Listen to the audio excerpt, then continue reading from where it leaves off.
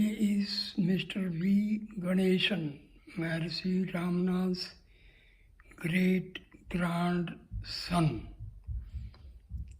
He is a true, realized soul. I met him in Tiruvannamalai in 2019.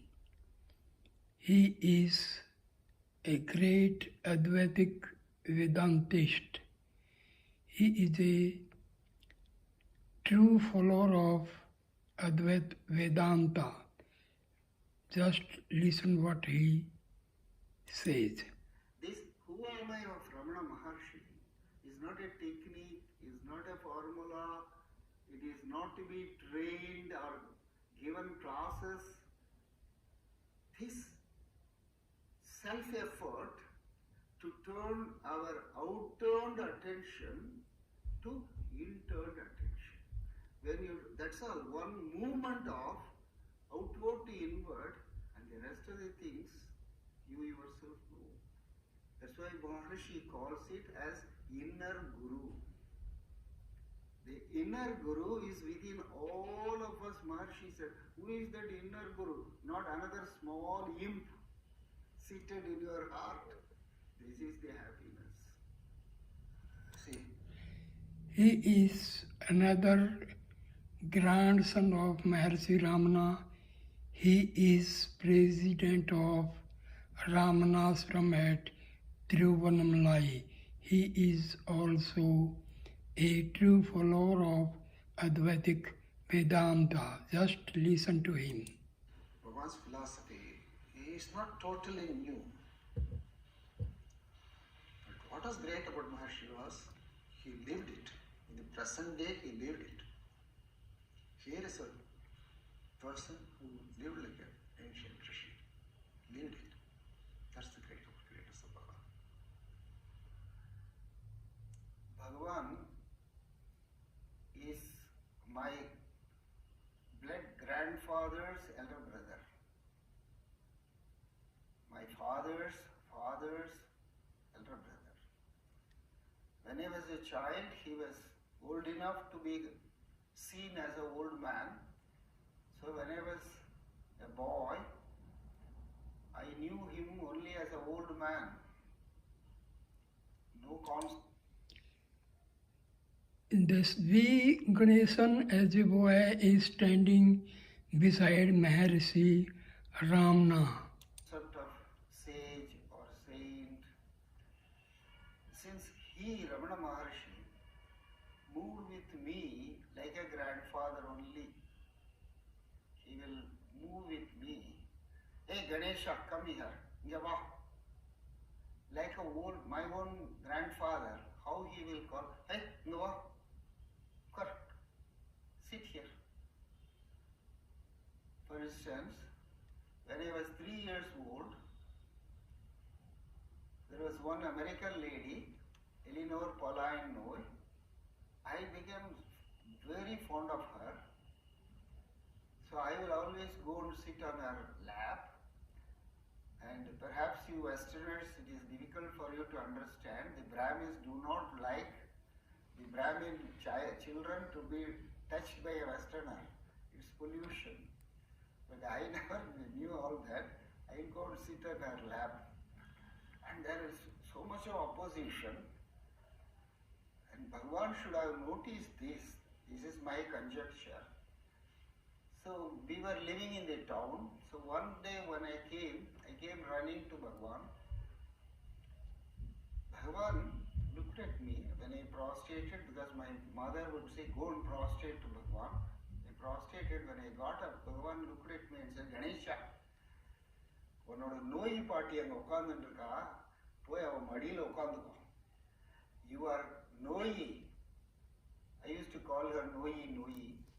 Your Noyi is seated there, go and sit on her lap. How will you describe Ramana? That famous thing. Mighty personality. On the spot. Mighty personality. Major Chadwick, he was the first Westerner to permanently stay in the ashram. And he, after coming here, he read Hindu scriptures, some of these things. He said, only through a guru you can have self-realization. Ramana Maharshi never declares himself as a guru. So he had a logical doubt. Have I given up everything to come here to you, Bhagavan, to be told you are not the guru? What will happen to me? Maharshi's answer was, who has all these doubts? Major Chadwick, he was really great. He was a World War I veteran, 6 foot 4 inches, broad shoulder with a booming voice. He always used to call Moni, Moni. He was fond of me. It was, I told you, his dedication, his surrender to Bhagavan. He had an incisive mind though. He would not take anything for granted. You see, the reminiscence, if you read, is a beautiful reminiscence of the reminiscence. Chadwick's reminiscence is the best of you say. But the very fact he was totally surrendered.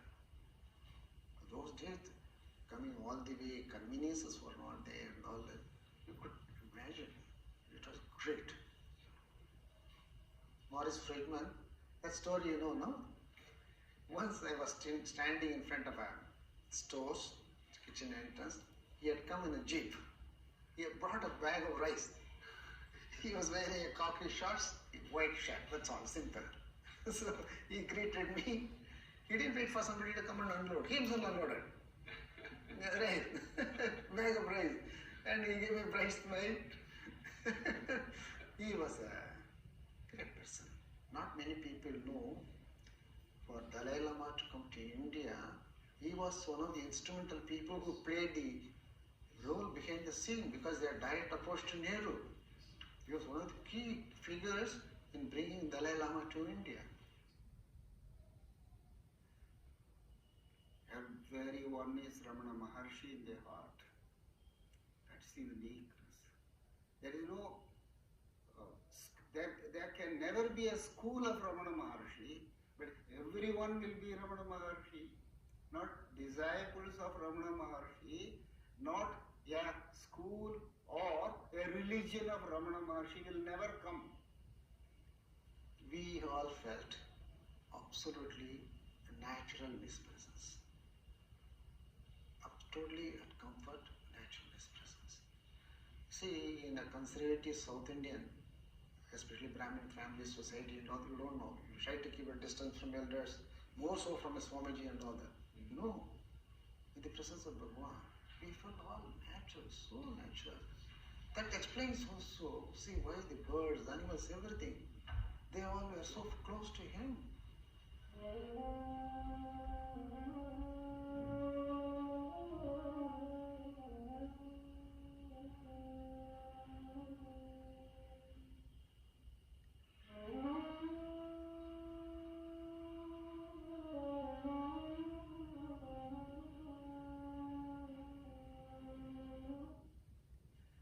As a boy, I was in the old hall, meditation.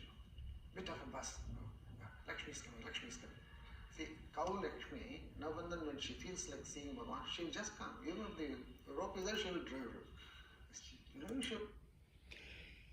This cow Lakshmi got liberation through Maharshi Ramana. Maharshi Ramana declared that cow Lakshmi had got liberated. She will come. She came.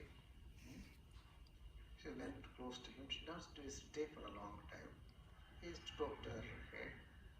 One banana he saw that her attendant was there. The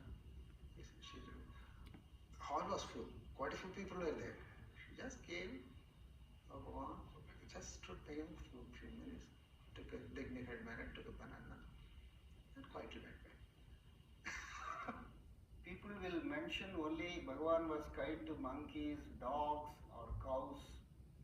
I always make it a special effort to mention about these squirrels, the smallest crawling animal. He did not exclude anything. He did not exclude anything.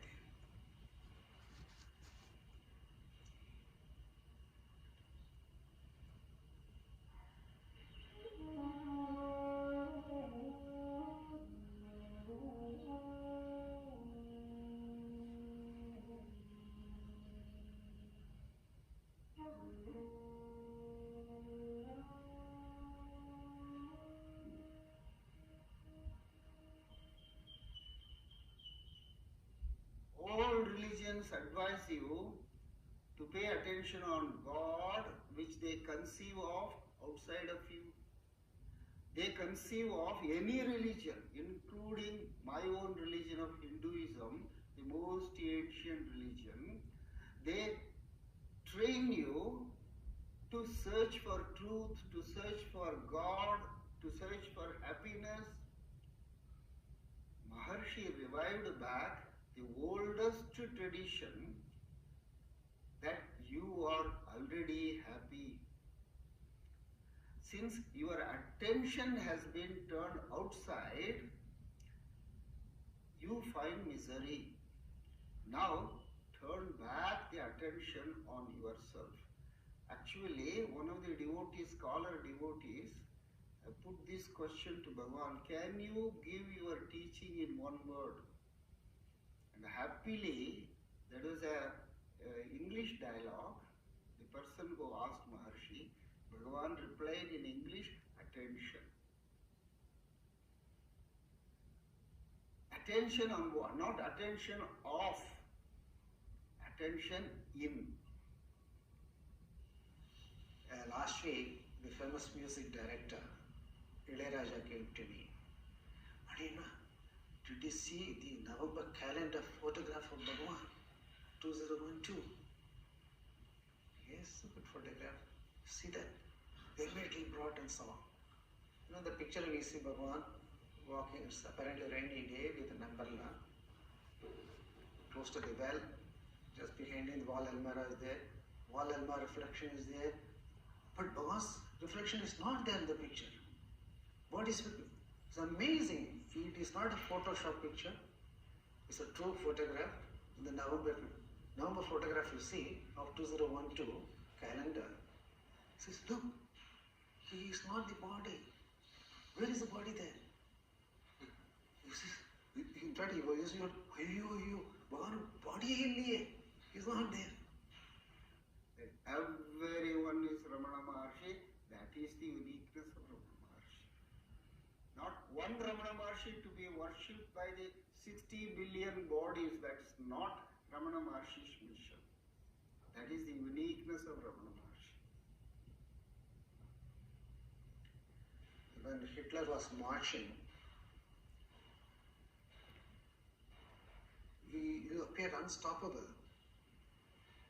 One Westerner asked him in the whole hall, Bhagavan, this is happening, what is going to happen to the world? First, Bhagavan, as usual, keeps quiet. In such matters, he doesn't get to. But seeing the seriousness, the concern of this Westerner, he says, look, there is a creator, he will take care of his creation.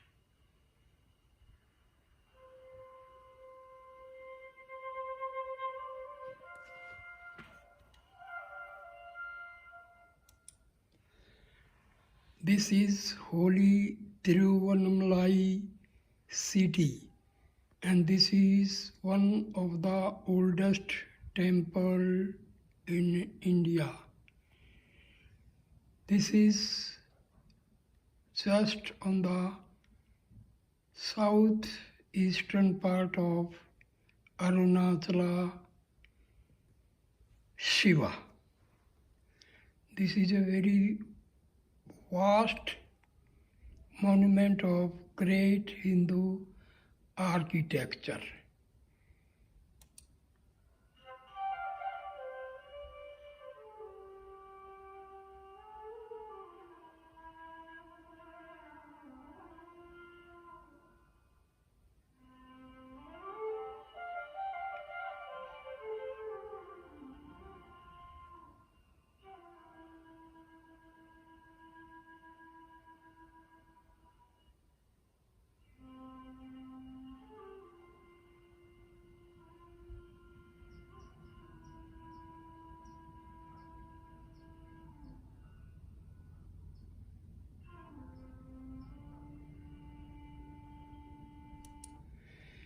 This is the festival of lamps, Deepotsvam.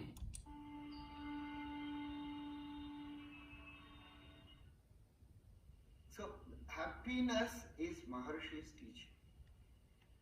Happiness is our See, happiness and soul and God, bliss, peace, same thing. No difference between these things. real state is one of the most famous statement of Ramana Maharshi. It is 100% true. You are timeless, and when you experience timelessness, you are always happy. Morning after breakfast, you will go quietly after that. Only one attendant will come with the commander. So, mainly perhaps because of earlier years, he had neglected his health. So he had developed rheumatism and stiff joints and all that. So leisurely only he could walk. Although he was quite a tall person, beautiful personality, complexion also as is sort of bronzed gold, and some magnetic personality. Apart from the eyes, everybody talks about somehow. So he used to leisurely go up and come down. That I remember. Because as boys, we used to be playing here only because of the motorist. Maharshi is on the walk to Arunachala Hill. Bhagavan comes, it's okay. Then also we were not worried or scared, oh, Bhagavan is coming, no, keep it, no. But we'll see, that's it. We'll see. Somebody wrote a book. He is Mr. David Goldman. He was a great admirer of Maharshi Ramana. He has written many good books on Maharshi Ramana. A Vedantic scholar on Shankara and Einstein. Or was it Maya and Einstein? Sent it to Ramana Ashram and then came to talk to Ramana. And then he asked, have you read my book? And Ramana said, yes. And, well, what do you think of it? And Bhagavan picked up on this analogy of two different observers in different places seeing and perceiving different things. He said, I don't accept that analogy because I know there aren't two different observers in two different places. That's your idea, that you are one observer in one place, seeing the world, therefore you project onto all the other people you see in your own projected world that they are also observers looking at a world. He said that's completely wrong. There aren't a multitude of observers, there's just you. It's extraordinarily solipsistic. So he said you can't formulate a theory that I will accept that includes independent, separate observers. He said there aren't any observers, not even one. Look, sitting in the old dining hall, I have observed, we used to quietly watch. I have seen that everybody. This is the dining hall in Maharshi Ramana's ashram. Here, food is provided free of cost. South Indian food. It's very tasty and sattvic food. Please gets the share. Not in a demonstrative manner, just one look, one gesture, because people know what is this man. And such people, written command, just gesturing, shouting is not required. But one wants it, In fact, he can be very strict also, I understand. Some of the old attendants have said, he can be very strict in such matters.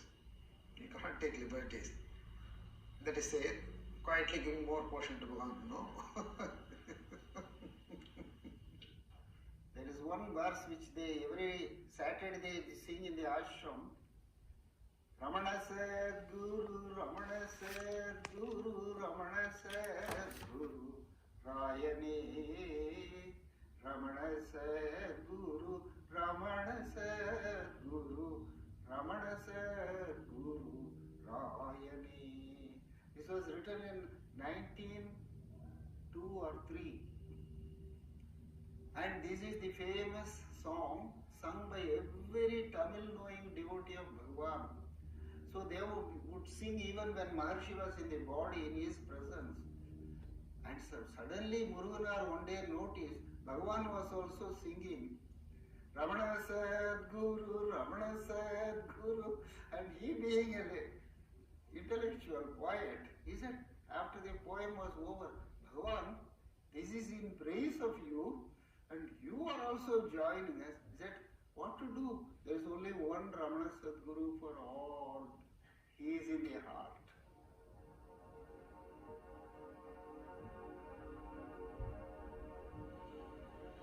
Bhagavan's major surgery in December 1949. Dr. Raghavachari, those days he was the leading surgeon of South India. He came from Chennai with a complete medical team. The surgery was formed in our old dispensary. The complete surgery on his left arm for removal of sarcoma was performed. They had just introduced the surgery procedure, electric scalpel. So with electrics was small, so that and but clean it was, pink red it was. So, but then the main thing was Bhagavan's expression, Bhagavan's look on the face. The same indrawn, distant horizon. Same look. Absolutely, you can't see anything on the face. Pain or nothing, no expression. Same, certainly, absolutely serene face. That's all. Absolutely.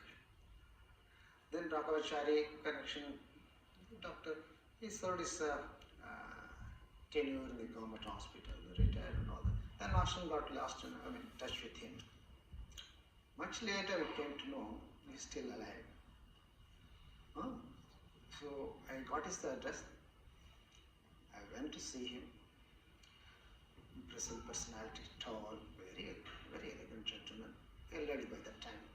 I asked him, sir, you had performed an operation on Bhagavan. What was your impression, sir? He slowly, calmly said, throughout the operation, no, two things he clarified. One, there is a general feeling Bhagavan never took anesthesia. That is not correct. But what was for such a major surgery, general anesthesia was required. Bhagavan refused. Then I asked him at least local anesthesia, that he permitted. With local anesthesia, we performed the major surgery. So throughout, he was alert and awake.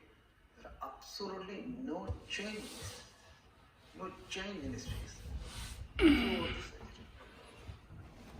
the surgery. Then I added also, I'm a hardened surgeon. Throughout my life, I've seen so much of blood, suffering, pain, and all that. But this was a revelation to me. That a human being can transcend the body. That day I could see Bhagavan.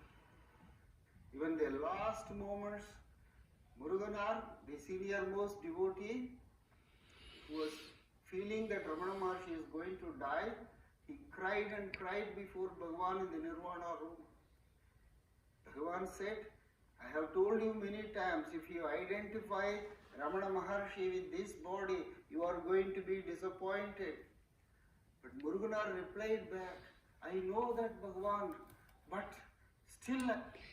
He is Muruganar, Bhagavan, Ramana Maharshi's direct disciple. He was a poet, a great scholar of Tamil language. I am not able to. Do you know, Muruganar, why you are identifying again and again Ramana Maharshi to this body? He pointed out his body. Because you have not released yourself by identifying with your body as Muruganar. That was Muruganar's final initiation. Amazing, no? This modern times,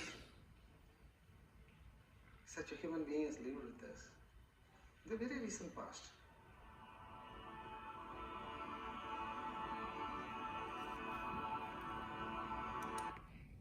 This is Arunachala Holy Hill, the living Shiva, Shiva in the form of hill.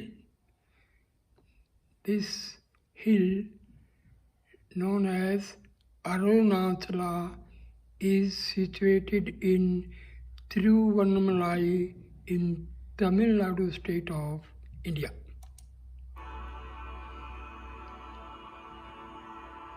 Sri Ramana did not just give out practical advice. He was an immense spiritual dynamo who could use his power and his presence to eradicate the false ideas his visitors had about themselves, and then show them the reality of who they truly were. This is the role and function of the true Guru, to dispel the darkness of individual ignorance and reveal the true abiding state of what remains when that ignorance has vanished.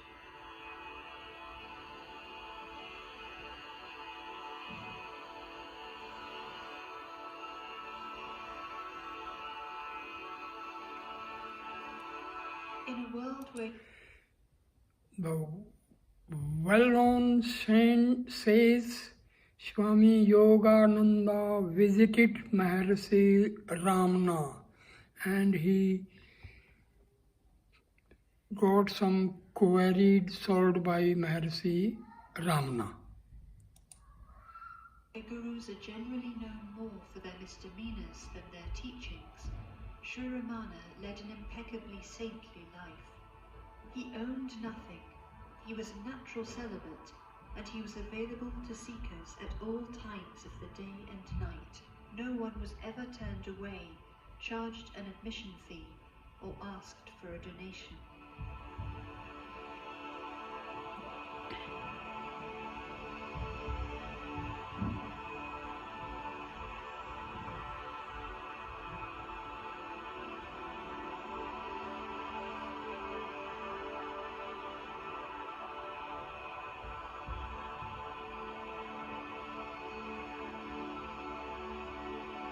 Though Sri Ramana is no longer teaching through a body in Tiruvannamalai, his presence is still felt by those who are actively trying to put his teachings into practice.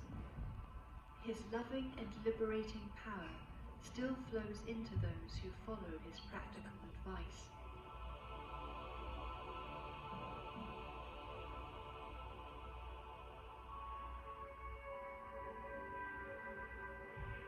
The purity of his life and the simplicity of his practical